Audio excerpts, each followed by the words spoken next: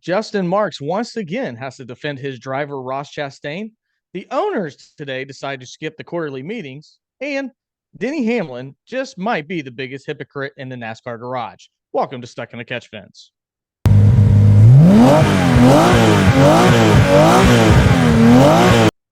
Hello, everyone. That's right, baby. The green flag is back. You're welcome in Stuck in the Catchfence. My name's Ron Peters. I'm joined by Joe Spellman. Just kidding. We don't talk like that. We love the stereotypes when it comes to NASCAR, but unfortunately are unable to carry the water for them. But Joe, how are you? I'm doing great, and I don't know what the hell you're talking about. I fall right into that stereotype. I am a hillbilly from Indiana, and I'm proud to be one. Actually, I gave up my favorite coon dog. Get that tire back there. So Yeah, yeah, I like my coon no, dog too. yeah, he get coon dog. I Oh, think I we're gonna think find him. I think we get kind of sponged into this stereotype. Like everybody that follows and is a fan of NASCAR has to be an idiot. I recently heard somebody say that, and I don't think I'm an idiot. I don't think you're an idiot, Ryan. I think you're pretty articulate. I think I'm pretty articulate, but apparently you can't be intelligent and watch NASCAR. I wouldn't. It depends on who you ask. If I'm an idiot, I would not ask anybody that is Or your very wife. close with me. Yeah, no, don't ask her for sure. Definitely don't ask her. But we're gonna do our best to show you, even if we aren't the brightest people, we do know NASCAR. Yeah. So want to thank you for joining us. We got a lot on the agenda. And Joe, let's go ahead and open the show like we do every weekly show. You said articulate. Now I'm not going to be able to talk. Yeah. So we're going to take a look at the NASCAR standings to see where we're looking at right now. Are you able to see that, Joe? Yes, I am now. All right, here we go. William Byron on top, Alex Bowman in second, and now Larson moves his way into sixth place. These are the projected playoff points. So, or excuse me, he moves his way into fourth place, sixth place in the driver points. Numbers are hard, Mm-hmm. but here we are right now. Christopher Buscher would be the last one in 16th place, right above Daniel Suarez, Michael McDowell, and Corey LaJoy. But looking at the driver standings where we have them right now, Joe, is there anything that really sticks out to you? I mean, obviously the penalties being rescinded are huge because a lot of these drivers like Alex Bowman, Kyle Larson was in 30th place, have made their way to the top. Has anything on this list surprised you so far? Not really. I mean, I think Tyler Reddick. I think we probably also expected him to get a win this year. I don't know that we expected it this early. He kind of surprises me. Chris Buescher being in the top 16 in points right now.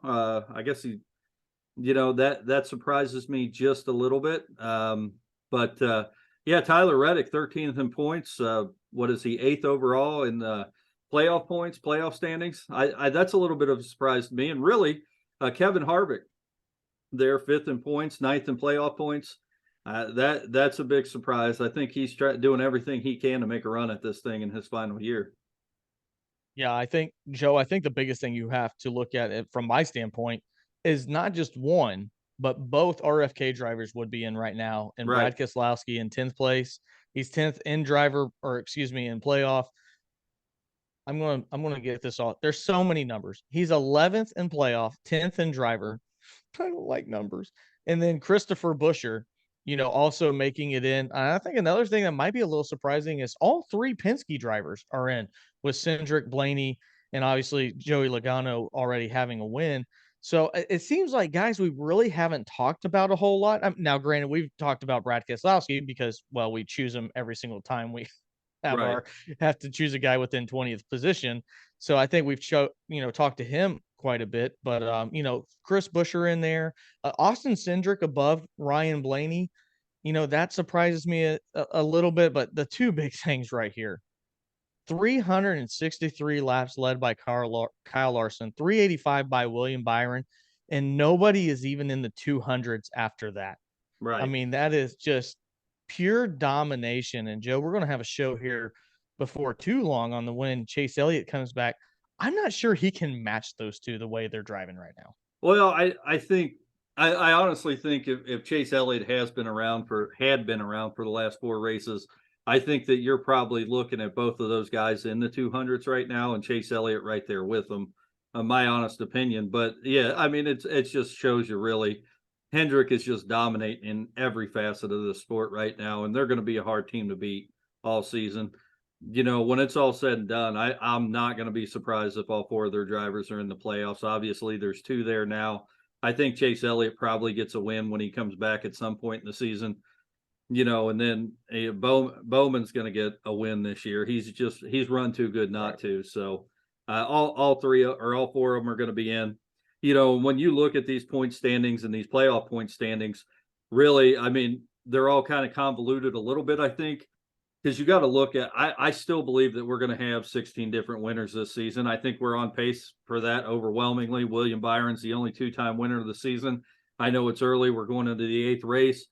But at the end of the day, I don't see a way out of the season without 16 or more winners. So the only thing that really matters on this list right now are wins. So you can kind of, if there's a driver up there without a win, you can kind of throw them off the board. And right now, you can obviously see those. Those are the ones that are in bold with Byron, Larson, Logano, Busch, Reddick, and Stenhouse. So, Keselowski's running well, but I don't think without a win he's in. Yeah, the asterisk is not like baseball. That doesn't mean they do steroids. Right. Just to clarify that up for everybody. Two other things real quick, and then we'll jump into the news. Most top 10s, Alex Bowman. That's why he's second in points, because he's had one race outside the top 10. And I think this is a little surprising too, Joe. Out of 7 races, Christopher Bell has 4 top 5s. I mean, it's hard to write a better start to a season that nobody's talked about having the most top 5s, over in half of his races. But Christopher Bell's one of the guys I really like. So every chance I can bring him up outside my boy Rowdy, I'm going to do it. Yeah. So that is the standings, the way that they sit right now. And now we're going to jump into the news.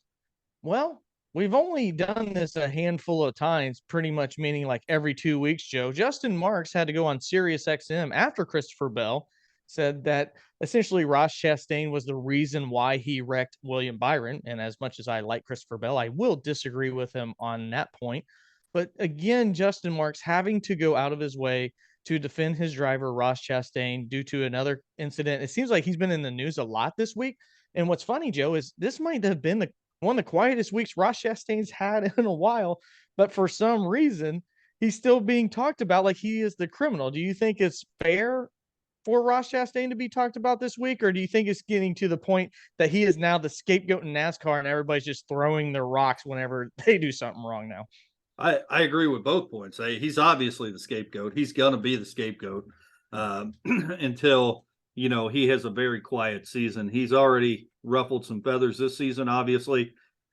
He's not well respected in the garage. We'll go back to 2 weeks ago when Kyle Busch makes the comments about him not having any respect right next to him. As far as looking at Richmond, though, I mean, I didn't think Ross Chastain did anything this week to warrant any sort of criticism. I don't think he caused the wreck late in the race by any means. I thought Ross Chastain ran a pretty good race for Ross Chastain. So, I think the criticism this week was unwarranted. There shouldn't have been any defense, and I think we talked about it actually on the post-race show about Ross Chastain kind of keeping quiet, doing what he needed to do.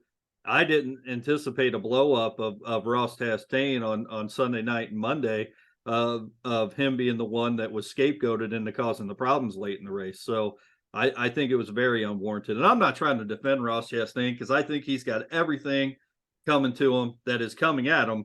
I just don't think that this situation warranted any response to him as far as how he ran at Richmond. No, I agree. There is a short leash when it comes to what Ross Chastain can get away with, if there is a leash at all. I mean, if he was a firecracker, he would be the black cat that you let, and as soon as you hear the fuse, you have to let it go because he has done so much to every driver. It really feels like every driver in the sport. But at the end of the day, we're also here to tell you on this show what we believe to be facts. And right now, there's not a legitimate reason, at least after Richmond. And I didn't think so after COTA. I thought he drove hard, but I didn't think he went out and cleared anybody out compared to what we've seen. I mean, he's literally been egregious when it comes to wrecking people at times. And some like him for that reason, because like you mentioned, Joe, he's also the only driver that's willing to try a Hail Melon and get his way into the playoffs because everybody else thinks that's psychotic. And he's just an aggressive driver. And I feel like Justin Marks has to go out of his way sometimes to defend him when he doesn't need to. And I think also Ross Chastain doesn't do himself any favors because he should have a I don't give a F attitude at some point. You No, know, like yeah, and I think that until he gets that, I feel like the garage feels like they can push him around. And until he says like, no, F Christopher Bell, I didn't do nothing wrong with him. That dumbass is the reason why Byron wrecked, not me. And until he does something like that, stands his own ground, I think that he's going to continue, at least in public perception, to get pushed around. yeah, but I think that goes twofold as well because if he starts doing that, fans are going to go, typical Ross Chastain, not owning up to his mistakes. So I think I'm going to disagree with you a little bit. I think his best recourse here right now is just to keep his mouth shut and roll with the punches. Don't disagree with that. I also just go, how long do you take criticism when it's not warranted? How long do you when you literally wreck somebody and you blame it on me? How long do I sit back and go, well, that's bull crap. I didn't do that.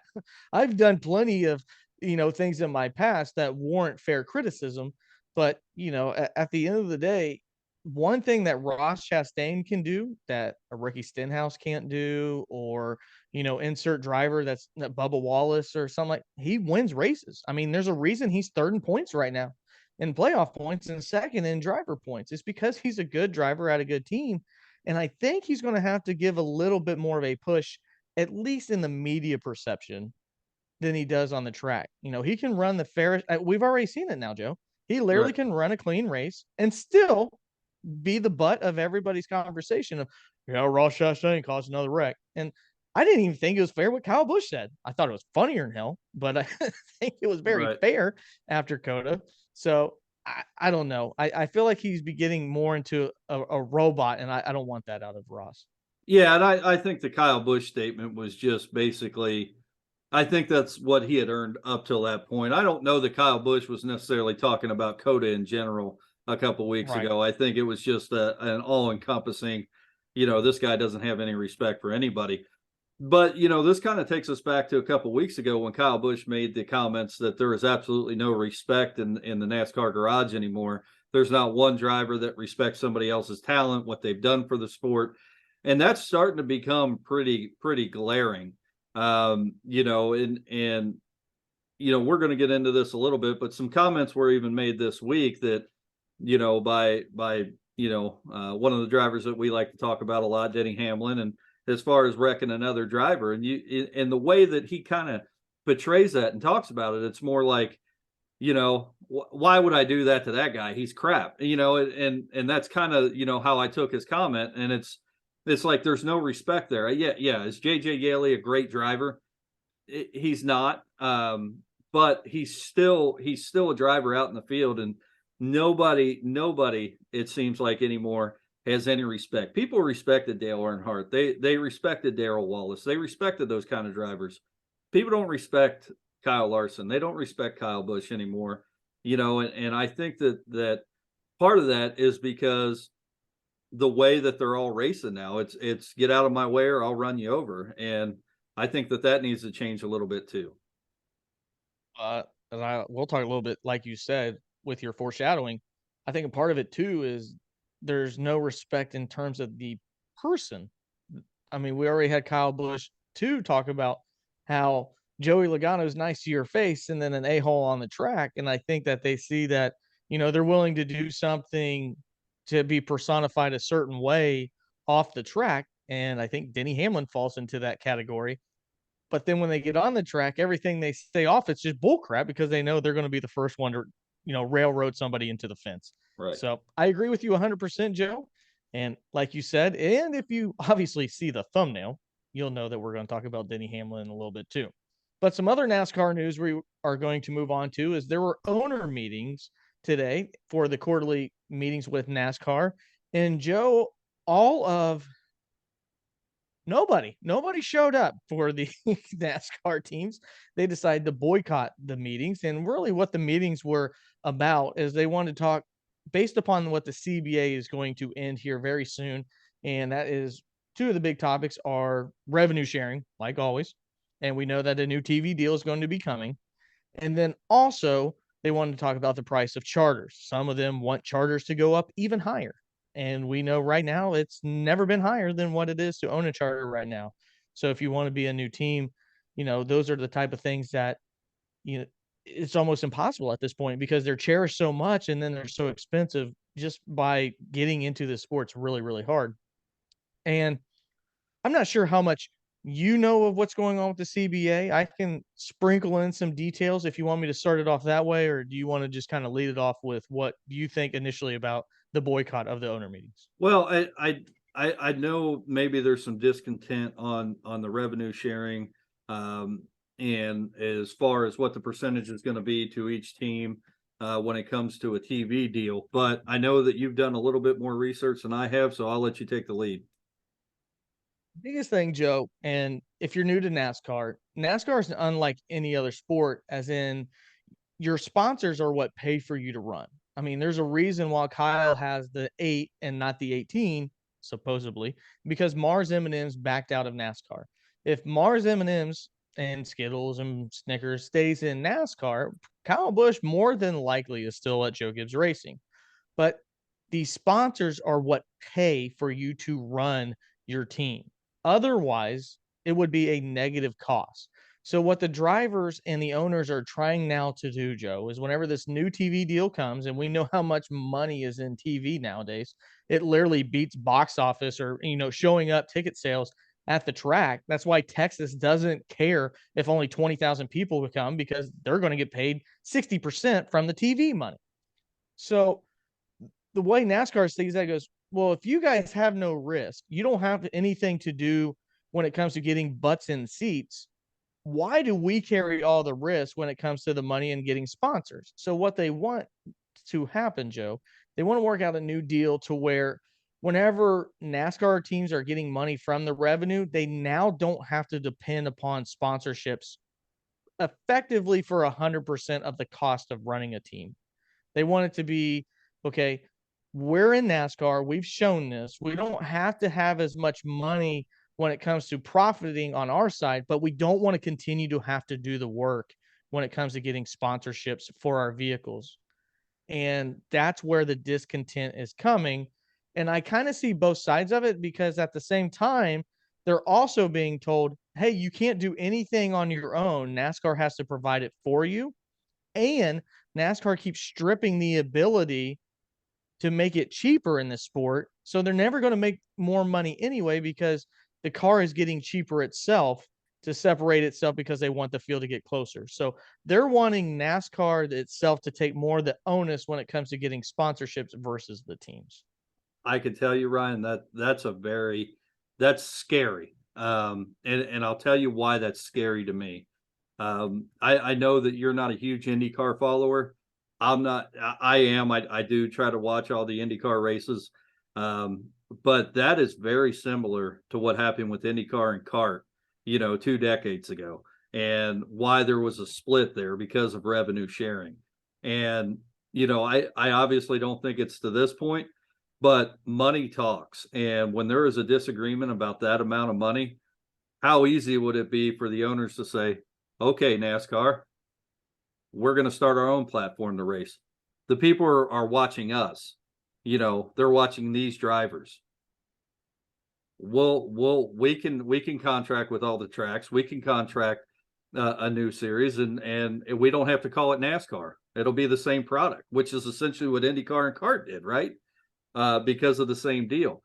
I know that seems kind of far fetched, as big as NASCAR is, but man, money talks. And you kind of, I know when you talk about things like SRX and other stock car forms of racing, that's not really NASCAR, but it shows you that the foundation and the platform could be laid out, and people are still going to watch. I watch XRX, you do too, because you're watching some of the greatest drivers ever to compete in the sport, line up to race those things. And it gives me cause for concern. I don't think I'm real scared yet, but knowing that they boycotted a meeting or didn't show up, that's cause for concern. I don't think you should wave the red flag yet, but it's something to think about. No, I agree. I'm not to the point.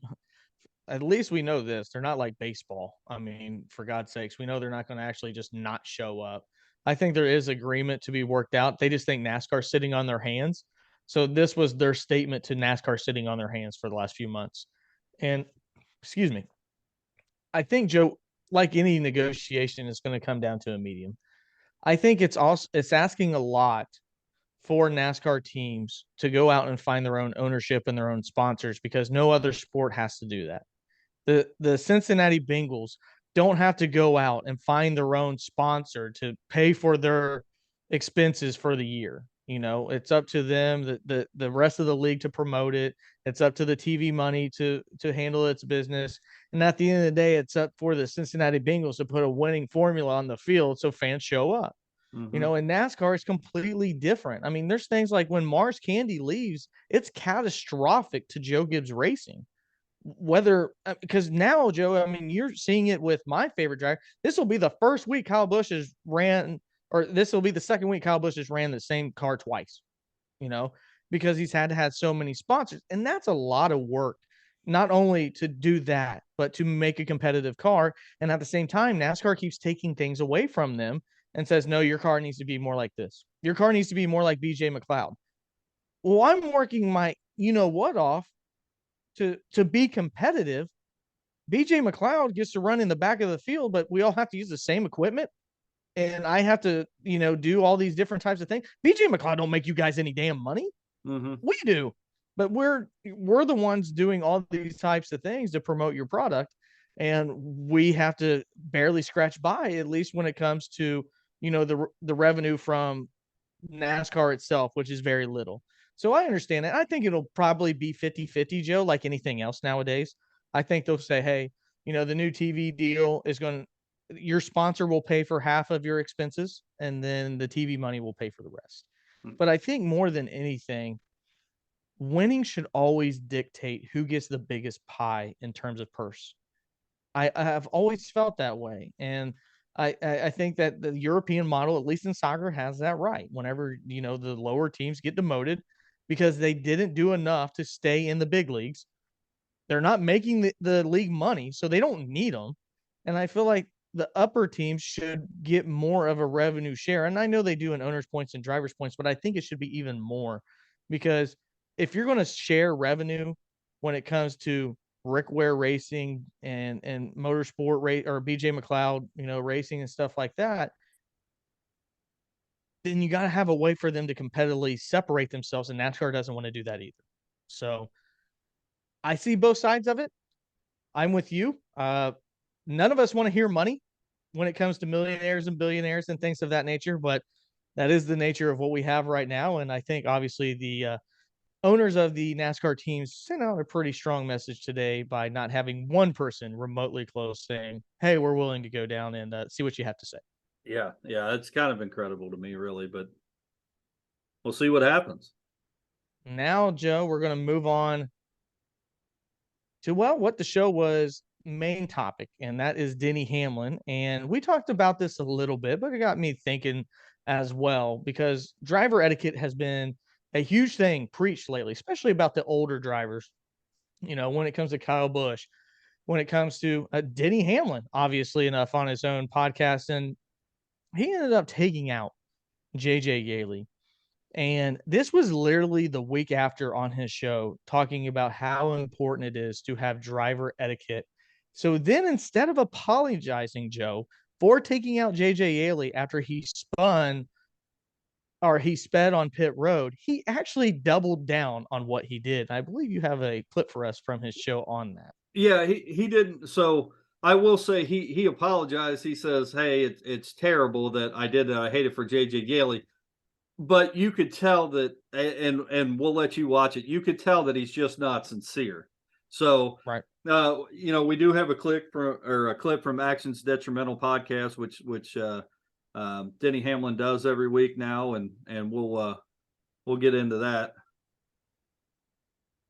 Why would I wreck JJ Yaley for 30th place? I was dead last in the back of the pack. I just made a mistake, and I tried to drive in there right there on this bumper and then start to cut low, but I never even got to the cut low part because when I drove in there, and I was up his ass anyway. As soon as he checked up, I just ran right in the back of him, and I mean, I slammed on the brakes as hard as I could. But it's just one of those deals that, you know, it certainly wasn't delivered. I hate it for JJ.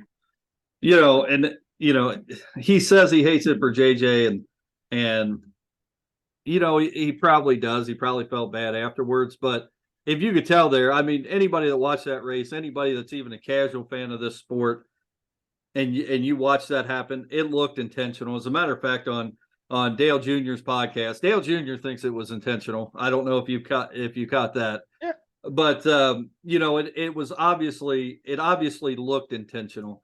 I think he was frustrated because JJ Yeley was racing him coming out of turn 4 at Richmond, and JJ Yeley Denny Hamlin says, JJ Yeley, you're not going to race me, and he spins him out and sends him into the fence. And I think that's exactly what happened. Of course, Denny Hamlin has learned his lesson now on admitting to things that he's done on the track on his own podcast. So obviously he's not going to say anything too detrimental to his point standings, but at the end of the day, the tone that he had was basically, JJ Yeley brake checked me and it was an accident. I don't believe that at all. Let me go into a sidebar, Joe, of a personal experience I've had with Denny Hamlin. And this may mean absolutely nothing to you guys, or you can kind of understand maybe where I'm coming from. Kentucky Speedway. May she rest in peace. Right behind us, right behind me. We lived not too far from that. Right. Just, not even 10 miles from Kentucky Speedway. And one day I decided I was going to go golf, traditionally where a lot of the drivers stay, and booked a tee time later that day along with my dad. And at this golf course, Joe, you're only allowed to have 4 people per hole. Mm-hmm. Well, I roll up to the 12th hole. Not only was there more than 4, damn near a posse was up there. There were 4 golf carts full of people.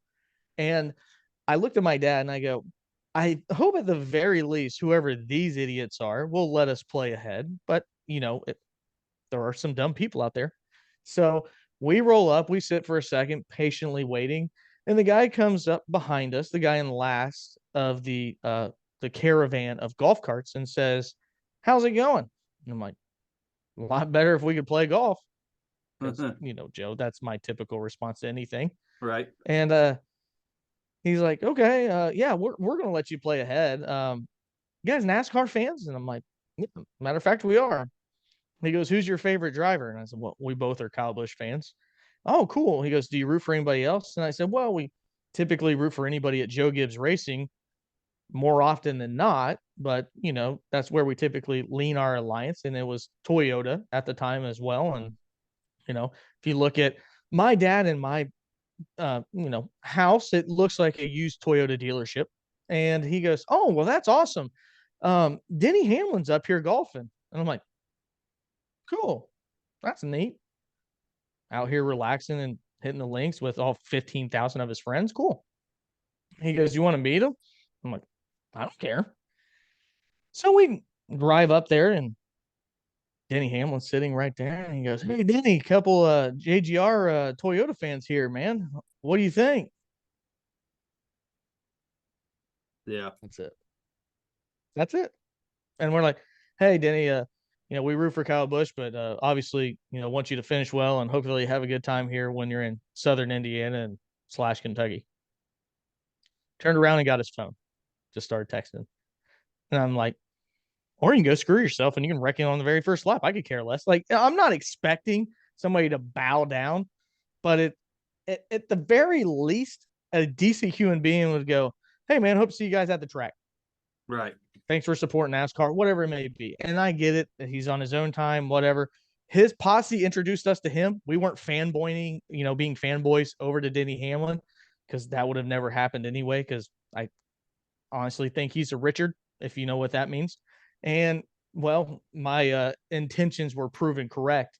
So by anything Denny Hamlin says, I always preface it by my own interaction with Denny Hamlin. So when Denny Hamlin says he wasn't trying to wreck JJ Yeley, he absolutely was trying to wreck JJ Yeley, because he does not care. He is Denny Hamlin. and JJ Yeley races for Rick Ware Racing. And Denny Hamlin believes, because he is Denny Hamlin, you should move out of the way because he is Denny Hamlin. Right. And that was evident on the track at Richmond.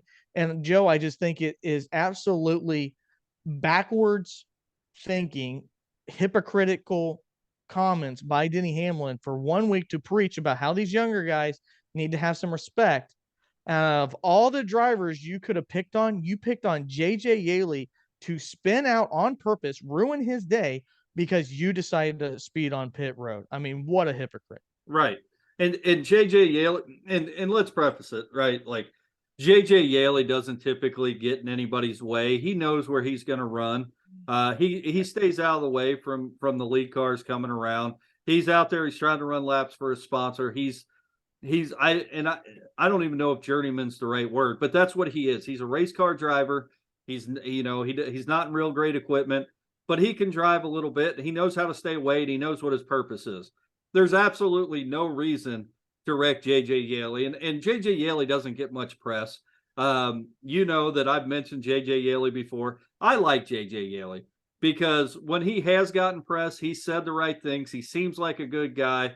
You know, he seems like a family man, and he just kind of gives that persona of being one of the good guys of NASCAR.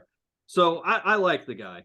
You know, and on conversely, on the other hand of your or on your story about Denny Hamlin, you know, you've met another driver pretty personally at JGR at the time last year, and that is the guy, and probably built your fandom even more how personable Kyle Busch was when you were able to talk to him. So, you know, Kyle Busch gets a terrible name because he says what's on his mind. But, you know, I have seen this. I've seen it in person.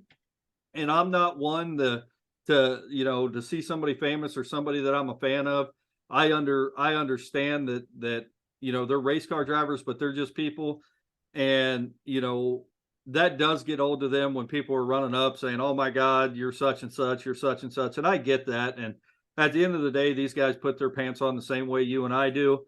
They just happen to have a career and a job that makes them a lot of money, and you know, I understand that, but I also understand they're people. And for the most part, just like you and me, for most of their life, they want to be left alone. So I try not to be that person. I understand when kids do it. You know, you go to a ball game, you go to a football game, you go to a racetrack. When we went to Atlanta, you know, my son ran up to get an autograph and he thought that was pretty cool.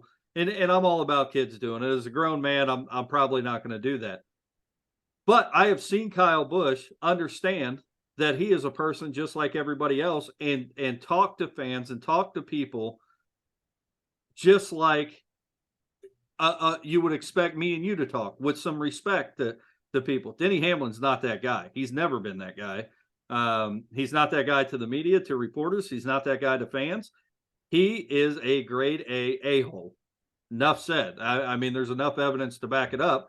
You listen to him talk about on his podcast about wrecking JJ Yeley, and he says it with kind of a smirk. You take the words away from that. You look at his body language. You look at his facial expressions. He absolutely doesn't care, and he thinks it's absolutely ridiculous that it's even being brought up, and it's a big deal that he wrecked JJ Yeley. What, I wrecked him for 30th place? Why would I do that? You know, like, come on, it was for 30th place. I wasn't going to stay back there anyway. He was. Who cares? That's how he's thinking about this situation. So, you know, that's Denny Hamlin in a nutshell for you anyway. Yeah, and if you're trying to be an ambassador of the sport, you're trying to let everybody know how they should drive, especially when it comes to the person he can't stand in Ross Chastain. You can't just go out and then do the same thing that you tell everybody else not to do.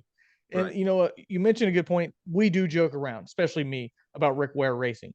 But I'm able to separate what Rick Ware Racing is versus what JJ Yeley is. I mean, for God's sakes, it's not Anthony Alfredo. It's not actually Cody Ware himself, who does have a really hard time driving straight. Or even BJ McLeod's able to hold a steady wheel compared to most of the other back trace drivers, whatever you want to call it. But that's the type of thing that, again, if you want to advance the sport forward because you want them to drive like Mark Martin, you want them to have the respect of a Jeff Gordon, you can't then just go out and do whatever the hell you want, because you're exactly right, Joe. It was such a mentality from him going, why are we having this conversation? Right. It's even funny you brought it up. Like, no, I didn't try to wreck him. I just drove through him as hard as I possibly could without hitting my brakes. And reminded me, and hold on with me. I'm a Dave Chappelle fan. I love Chappelle's show. It reminds me so much of whenever they're interviewing Rick James, and Rick James goes, I wouldn't put my feet on his couch. I got a little bit more sense than that. And then like they show the footage of him doing it, he goes, yeah, I remember when I put my feet on Eddie's couch. It's like, Right. that's exactly what he reminded me of, except at least Rick James had to blame it on drugs versus, just being an arrogant a-hole like we think Denny Hamlin is. And, I think Denny Hamlin has done a better job at least showing a part of himself by using actions detrimental. But it goes back to the exact same thing that I told you Kyle Busch is tired of too. And it's you say one thing whenever there's a camera or a microphone in your face, but when it comes time to actual racing, Joe, you're just a jackass behind a wheel and you're willing to wreck anybody at any time. Right. Well, and if you and I could pull it up if you want to see it, but when they interviewed JJ Yeley after the wreck, he said something that kind of caught my attention a little bit. He basically says that, for a guy that's been preaching respect in the garage for the last 2 weeks and him to do something like that. But he says, he makes a comment about essentially why he didn't retaliate. And pretty much says, well, I didn't think it's the right time to do it, but we're all race car drivers, and essentially kind of notates that, there may be a time that I remember that. Which the door's open. Yeah, the door's open basically, and that's kind of funny to me. So don't be surprised here in the next couple weeks. We don't see JJ Yeley maybe run Denny Hamlin into the wall from the 30th position for no apparent reason. That's what the reason's going to be. Are we JJ Yeley and Josh Williams fans now? I don't know about. Yeah, I think I've always been. You have been the JJ Yeley stan. Yeah. I thought you had your own like official Twitter account, and like you just didn't name it Joseph Spillman. It was John Spurgeon, and I'm like, that kind of sounds close, but it's probably not Joe. I don't know. Yeah. No, I've always been kind of a JJ Yeley fan because I've seen JJ Yeley at times, run up in the 15th, 14th position when he's had a halfway decent car. And I've seen him race. And the guy could drive a race car. He's just never been in that great equipment. I think he got a shot with JGR. JGR. Yeah. And they were teammates. Yeah. But I think if I know he didn't live up to his expectations there, but I just feel like if that guy was in good equipment week in and week out, I'm not saying that he is going to be I'm not saying he's going to be a Kyle Larson or a Kyle Busch or a Denny Hamlin, but he could certainly be a Bubba Wallace. Yeah. I mean, God, if we're setting the bar that low, I mean, Jesus. If we're trying to do the limbo, at least let's not use a freaking creeper in our garage. In fact, I think they ran together at Atlanta the entire race.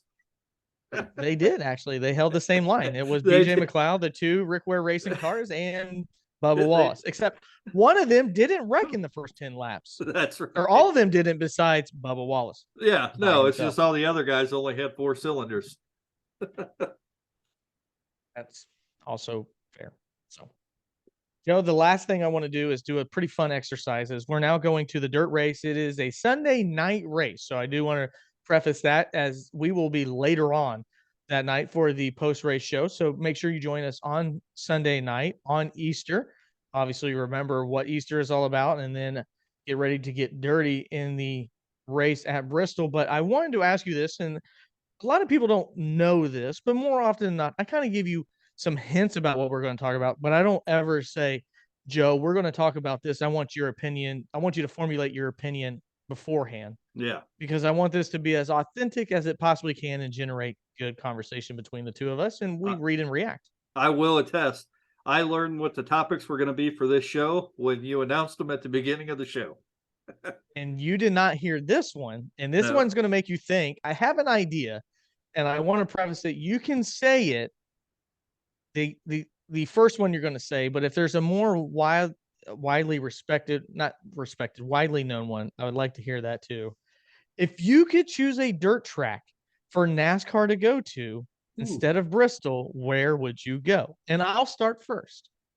I'm going to say Knoxville. That is where the Sprint Cup World Championship, Hall of Fame, and everything like that takes place every single year for the World of Outlaws. So if I'm going to choose one that's not local, I would say I would love to see them go to Knoxville, and that And is that's not in not Tennessee. Tennessee. That is not Tennessee. I believe it's where Ray came out of the cornfield, and Yeah, it so is. yes, and I would love to see them race there because I feel like he could merge two sports together. We both know that Christopher Bell, Alex Bowman, and Kyle Larson like to run in the World of Outlaws. I would love to see them partnership with that and work together for them to race at Knoxville. So that will be the one that I choose. Now, does this have to be a dirt? So this has to be a dirt track. We're not talking you can bring in dirt and put it on that track. I would prefer it to be a dirt track, but if they've done it before, Joe, I don't see why it wouldn't be allowed. Ooh, man, I've seen a lot of good dirt races, and I think this takes a lot of thought. Knoxville's a good one, but this takes a little bit more thought because you're thinking, you almost got to look at the requirements for that. I'm not trying to make this too difficult, Ryan, but like, does this already have to be a place where it would be suitable to bring these cards with the crowd? Because a lot of these dirt tracks, and I've seen a lot of good dirt tracks that run World of Outlaws and modifieds, and they're not big enough to handle, as far as crowd capacity, to handle these cars. So Where they're redoing North Wilkesboro, so I feel like anything is on the table. yeah, well, actually, North Wilkesboro was gonna be that was my thought. And I know nobody wants to talk about dirt at North Wilkesboro, but I think that would be kind of cool.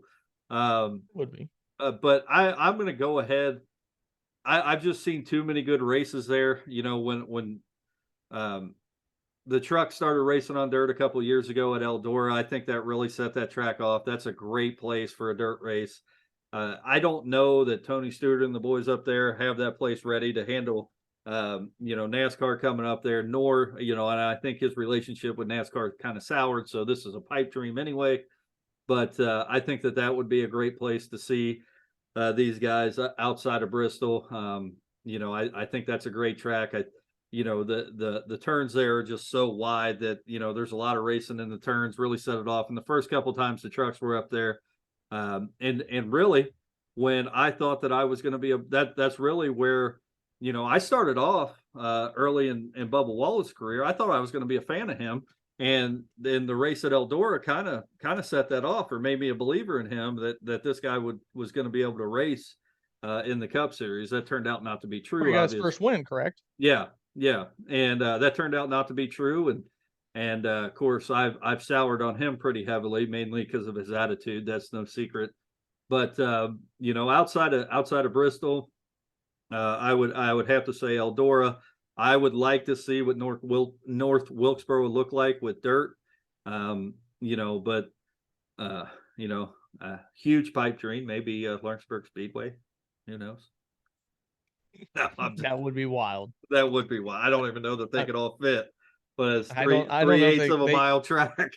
They could in the turns because there's probably about 10 lanes you can go on for the high banking, but the straightaways would be hell. Yeah, so. Watching the World of Outlaws there is fun though, and I think I think I just heard that Kyle Larson's going to be back there this year. Is that correct? And I hope so. We I plan hope on so going. too. It's right after Memorial Day every single day or every single year. Yeah, so. I will be there as well. We both go. that's no secret. Yeah. So, but we'll take some footage of that too, Joe. We need to, and maybe, and really, dirt track season is starting up. Obviously, the World of Outlaws have been running, and we should probably cover that a little bit. Maybe we will, because we're both fans of that as well. But yeah, I think my answer to your question, if I have to pick one, I'm going to say Eldora. I think I would like to see the cars there. Not a bad choice. Big E with the hypothetical choice for you. I'm going to go, or I'm sorry, it would have been North Wilkesboro hypothetically, but your actual choice will be Eldora, and I chose Knoxville, not in Tennessee. All right. But now moving on to the end of the show, and this is where we dive into the actual dirt race at Bristol. Last year's winner was Kyle Busch for all my Rowdy Nation. We backed into a win on that one as the car that he is now driving in got wrecked by Mr. Briscoe on the final lap, and the car in third place, Kyle Busch, ended up taking the checkered flag.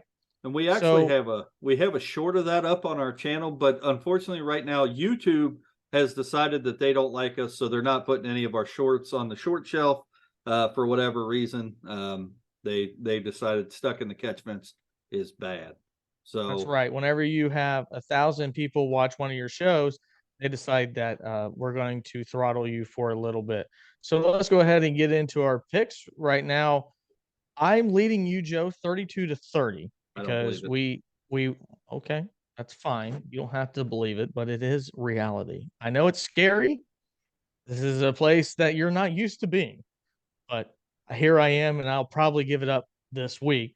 So I have my 5 drivers ready. I don't know if you've thought about yours yet. If you need a little bit of time, I can go through my 5 if you're not ready for yours yet. I mean, I can give you. Are we still?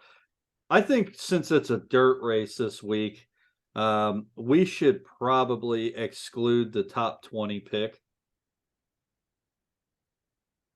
Okay. Because that takes somebody off my. We can do that. We were going to do that next week because that would have been the 25% mark. But you know what? I mean, this is a unique race. So it's not like it really matters a whole lot because I think we still, even though it's year 3 going into the show, still have no idea what to expect. At least I don't. Mm-hmm. So if you want to do that, let me make an audible. Okay. We're going Ringo. That's what the crew chief just said. Ringo. Yeah. For the tire adjustment / just maybe fuel. I just feel like all our picks are going to be pretty similar anyway. And, I just don't think it's fair. Even though Logano, I believe, has won this race, and Kyle Busch has won this race, but that's not really fair to say that he doesn't have a dirt background. I think, obviously, your picks need to be people that are actually dirt racers for this race. And maybe that's the wrong approach, but we usually do pretty good here. Well, we also usually choose each other's drivers. So I'm going to go first, and then I'll have you go with me after that. Okay. So you mentioned dirt drivers. Well, let's start off with Chase Briscoe. Probably should have got at least the top 5 last year. Did not. So I'm going to go with him. You mentioned this guy going to Lawrenceburg Speedway, Kyle Larson. So you go ahead and chalk that one up. Kyle Busch won here last year, obviously races with his son on dirt. Tyler Reddick also likes to race here on the High Line. And finally, Christopher Bell. Do we have anybody separated? Yeah.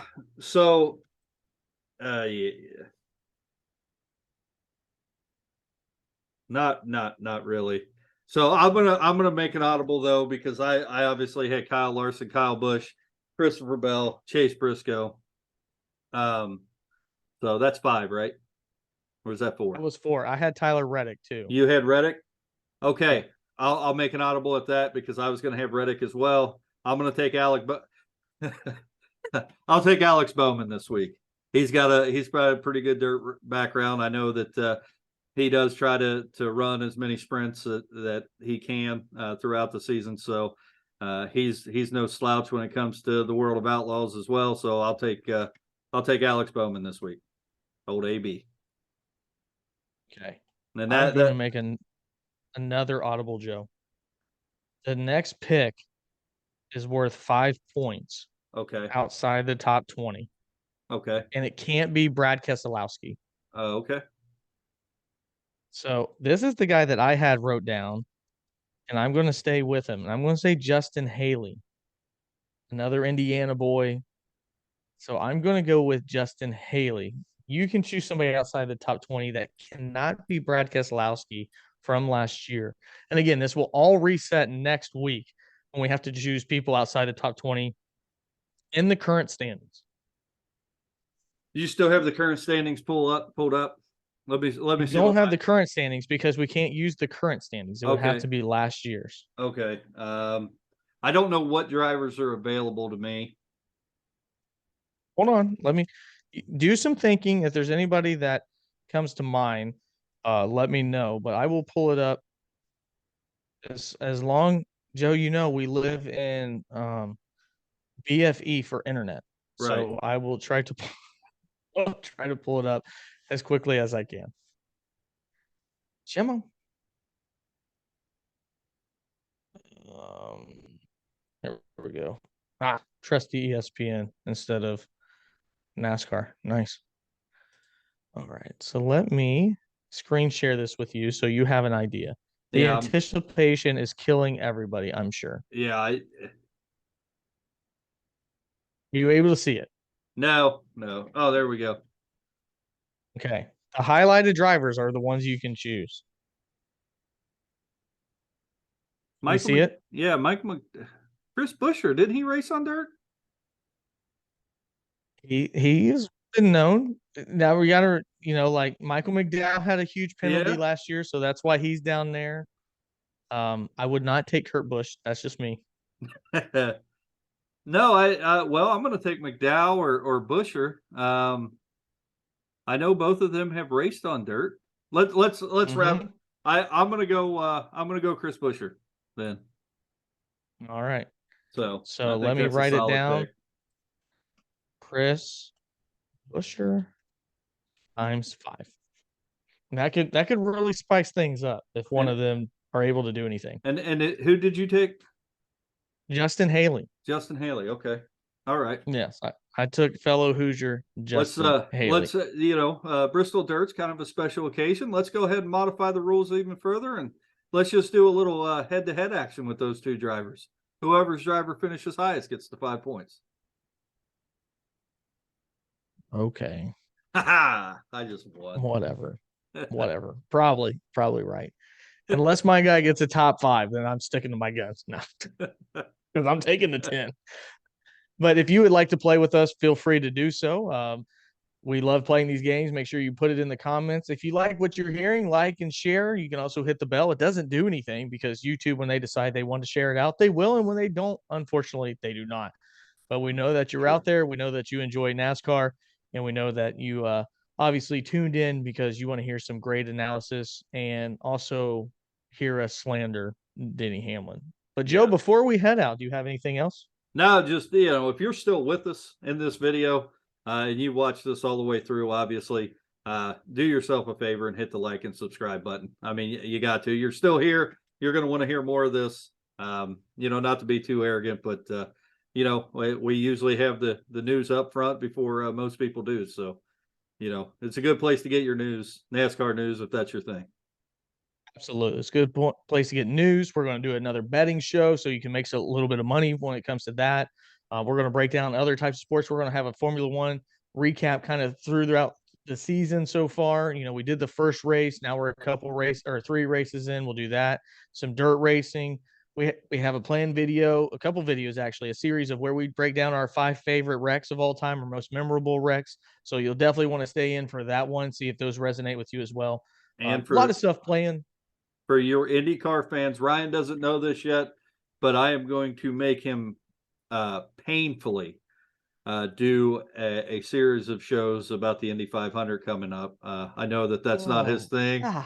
But we are going to give you all the news coming up to that. There are some definite favors heading into the Indy 500. I know Ryan's going to enjoy talking about it. I know he loved going to the Indy 500 last year. He's probably going back this year. He just doesn't know it yet. So we will have that for you here too. Okay. No, I know there's IndyCar fans, and actually they've probably had some better finishes here than maybe all 3 of the other motorsports that we typically cover, Joe. So, I don't think the Indy 500 will be that, but I do think, there's some IndyCar fans out there, and we know how hard it is to get content for it, and we'll do our best. Joe, you'll be leading that charge on that one. But that's going to do it for us here. All good things. Like, unfortunately, our beloved Kentucky Speedway must come to an end. This has been another episode of Stuck in the Catchfence. We'll see you next time.